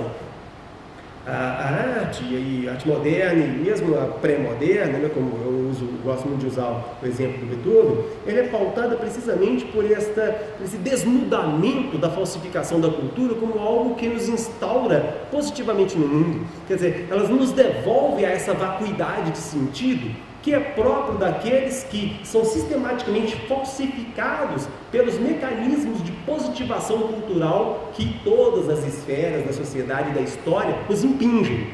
E nos impingem sempre como se fosse a verdade do mundo, né? Verdade moral, verdade religiosa, verdade política, etc. O que nós queremos é uma verdade que não se venda imediatamente como verdadeira. É como se a arte apontasse para esse vazio substantivo naquilo que nós somos em relação a nós mesmos, ou seja, seres não compreendidos em relação a si. Só que a gente tem o gozo de nos perguntar, né? Essa é a ideia. Bom, então nós vamos encerrar agradecendo mais uma vez a presença do professor Verlaine. Amanhã ele estará novamente conosco em uma mesa redonda que se iniciará às 8h. Agradeço a presença de todos. E mais uma vez parabéns pela exposição. Boa noite a todos.